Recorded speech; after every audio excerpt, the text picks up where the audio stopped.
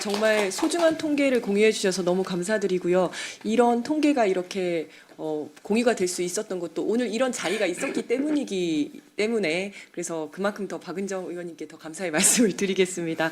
보안 수사 네, 보안 수사 요구의 상당 부분이 혐의를 더 입증하기 위한 게 아니라 불송치 유도용으로 이루어진다는 이야기는 정말 처음 들었고, 그다음에 보안 수사 요구의 질이 점점 더 좋아지고 있다라고 말씀을 해주셔서 어떻게 보면 앞으로 좀 희망을 좀 기대해도 되겠다라는 생각도 좀 들었습니다.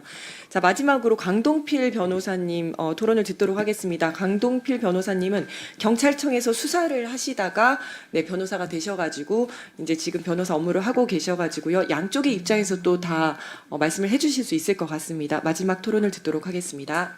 예, 감사합니다. 예, 저 지난 3월 공소청법과 중대범죄수사청 설치법 통과 즈음 해서 저는 개인적으로는 큰 기대를 안 했었는데 우리 박은정 의원님하고 김용민 의원님이 마지막까지 버텨주셔서 진심으로 저는 너무나 기뻤고, 그리고 대한민국 형사사법 절차의 대전환을 가져온 주인공으로 저는 생각이 들고, 예, 정말 국민의 한 사람으로서 감사의 말씀드리고, 예.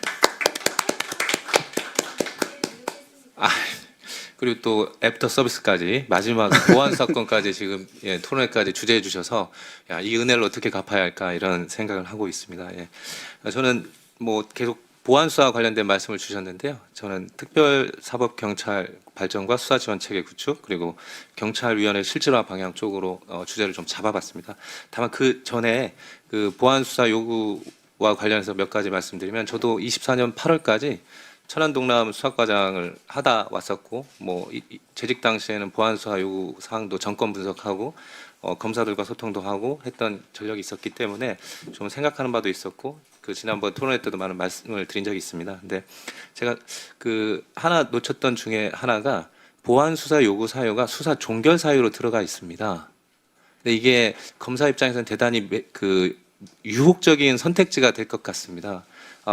사실 뭐 검사든 경찰이든 공직자고, 사실 뭐 일을 더 열심히 한다고 해서 뭐 월급이 더 나오는 건 아닙니다. 그리고 같은 인간이고 같은 이런 법조 이런 형사사법에 종사하는 사람인데 사건이 쌓이고 할 때에는 어떤 보안수사 요구라는 탈출로를 모색하게 될 것 같은 유혹은 저 역시도 마찬가지일 것 같고요. 그래서 사실 예전에 수사지휘 시절이나 지금 많이 바뀌어서 보안수사 요구 사유나 사실 이름만 바뀌었지, 사실 중요한 거는 원팀으로서 한편에서는 실수사를 담당해주고, 또 한쪽은 냉정하고 객관적으로 법률가의 시각에서 기록을 평가해주고 의견을 주는 사람이 반드시 필요한 게 형사사법의 구조적인 게 가장 정당합니다. 지금 앞으로 보안수사 요구 쪽으로 정립되기를 간절히 바라는 마음에서요. 앞에 송지원 경정님 감사 말씀드리고 재미있게 들었습니다. 그리고 발제자님하고 토론자 유한종 그 과장님께도 감사의 말씀드립니다. 예.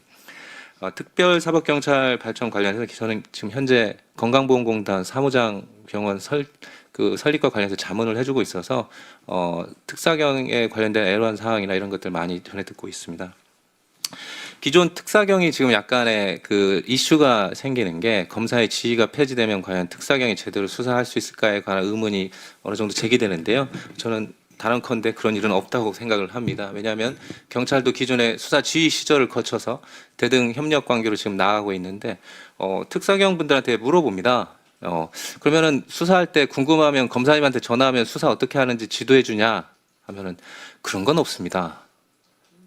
네, 그런 건 없습니다. 마치 국민 일반께서 상상하시는 거는 수사 지휘를 한다니까 그러면 진도 지휘에서 앞장서서 수사를 가르쳐주고 누구를 불러서 이렇게 조사하니 실시간으로 전화하면서 이렇게 뭐 소통해, 그런 걸 상상하시는데 현실에서는 그런 건 있을 수가 없습니다. 왜냐하면 뭐 검사님께서 뭐 게으르거나 그런 게 아니라 물리적으로 업무량이 감당할 수가 없기 때문이기도 하고, 또 서로 역할이 다르기 때문에 그런 건 있기가 어렵습니다. 예, 그래서 사실 수사 지휘라고는 하지만 사실은 실제로 이 수사지휘는 어떤 방편으로 쓰이냐면, 수사 종결할 때 저도 많이 악용을 예전에 한 10몇 년 전에는 했었는데 검사님이 이렇게 지휘를 하셔서 어쩔 수 없습니다. 예. 그리고 또 검사 입장에선 아니 경찰이 이렇게 하자는데 저희가 이렇게 하고 싶어도 어쩔 수가 없어요. 해서 서로 책임을 미루는 용어로 사용됐던 게 수사지휘권입니다. 이게 현실 실무입니다. 예. 그 이상 그 이하도 아닙니다. 그래서 이게 심리적 의존 과정에 있었기 때문에 이걸 과감히 털어내야 되는데 사실 형사사법판 불법 하도급이죠. 예, 좀 심각하게 얘기하면, 예, 그래서 이걸 좀 내리고 이 정상화하자는 입장에 불과하고요. 수사 지휘권을 없애고 당연히 대등 협력 관계로 나아가는 게 시대의 형사사법의 바람직한 길이라고 생각합니다. 그래서 현재도 수사 준칙에 따르면 사건 접수 초기부터 영장 단계, 송치전 단계도 얼마든지 검사와 사전 협의가 가능합니다. 그리고 모든 수사는 딱 두 가지가 있습니다. 어렵게 생각할 거 없고 임의 수사, 강제 수사인데요. 강제 수사는 무조건 영장이 있어야 됩니다. 그리고 아시다시피 대한민국에서 영장을 청구할 수 있는 사람은 오직 검사밖에 없습니다.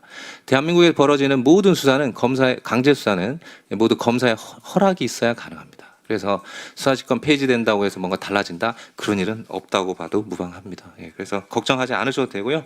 그리고 실제 현장에서 이루어지는 검사의 대부분의 지휘 내용은 의견대로 처리하십시오입니다. 예, 그래서 큰 문제가 없기 때문에 다만 악성민원, 은대시 이런 특히나 또 이건 고질적인 문제인데 행정기관 특히나 경찰도 수사는 하나의 분서에 불과합니다.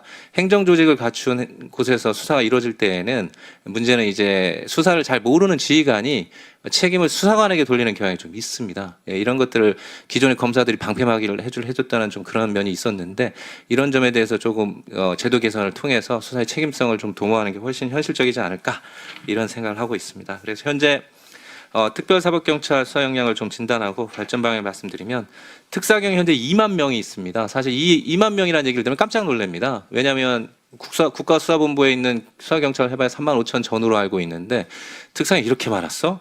근데 실제 송치 건수는 훨씬 미치지 못하고 있습니다. 사실 수사 역량이 부족한 건 사실인데 그걸 검사의 수사 지휘를 통해서 하는 게 아니라 자발적인 자율성 그 수사 능력 확보를 통한 방안을 강구하는 게 훨씬 현실적인데 구체적으로 문제되는 것은 대부분 다 행정조직을 갖고 있기 때문에 수사와 행정조사에 엄격한 분리가 필요로 합니다. 대부분 이런 걸 많이 요구하는데요.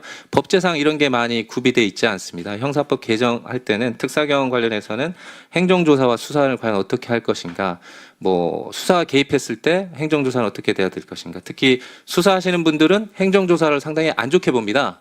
왜냐하면 행정조사가 상당히 미흡한데 행정조사가 개입하게 되면은 증거인멸이 시작되고 포렌식을 하기도 어렵게 휴대폰을 뭐 버려버린다거나 폐기한다거나 하는 부작용이 있기 때문에 이런 점 통해서 행정조사를 거쳐서 수사로 이어질지 아니면 이걸 이원할지 이런 점에 대해서도 좀 입법적으로 좀 해결하면 좋지 않을까 이런 생각을 해보고요.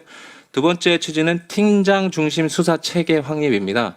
사실 예전에 이건 항상 수사 조직에서는 화두와 같은 건데 팀장은 책임을 져주는 사람입니다. 근데 이게 확립이 생각보다 쉽지 않습니다. 경찰도 마찬가지고요. 팀장이 사건을 장악해서 정수사관으로 해서 수사관을 진도 지휘하면서 한다는 건 상당히 이상적인 모델인데 이와 같은 팀장급 수사 지휘를 해줄 수 있는 사람들을 양성하는 게 사실 경찰을 비롯해서 특사경도 다 마찬가지입니다.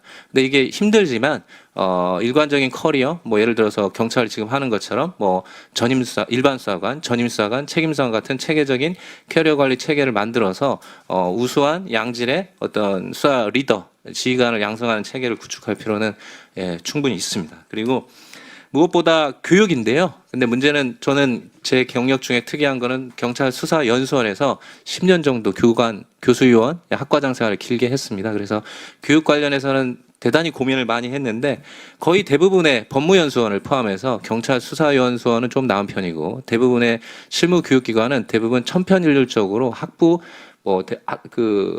실무 교육을 제대로 시행을 해주기가 어렵습니다. 이거는 왜냐하면 그렇게 이루어지게 인력이나 수사 교육 인력이나 이런 게 확충도 어렵고 TO 확보도 어렵고요. 기본적으로 경찰 수사 연수원만 하더라도 교육 주기가 6년에 한 번, 7년에 한 번 정도밖에 되지 않습니다.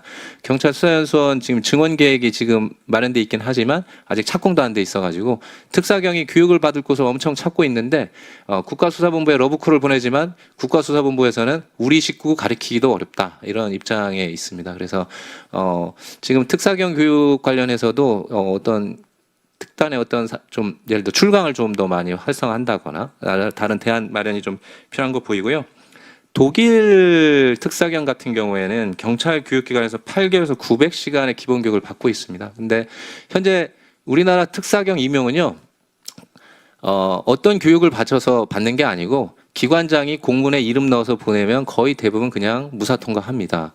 형법, 형소법 교육도 잘 받지 못하시는 분들이 단순 신청으로 특사경을 시작할 수밖에 없는 게 현실인데, 이와 관련해서 특사경 자격이나 수사관 자격이나 2만 명이면요 좀 체계적인 국가 자격 제도를 마련할 필요가 있다고 생각을 합니다.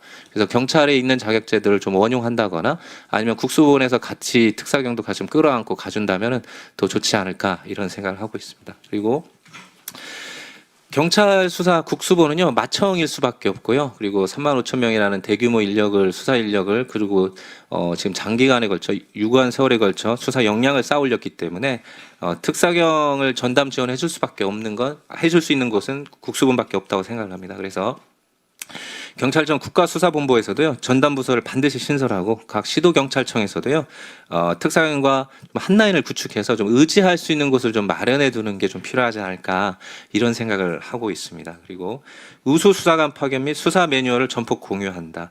향후 이제 특사경의 검사의 수사지휘권을 폐지하게 되면 그러면 특사경 수사 모델을 어떻게 세울 것인가에 대한 고민이 시작되는데, 사실 새로운 제3의 모델을 강구하는 것은 좀 어렵다고 생각이 들고요.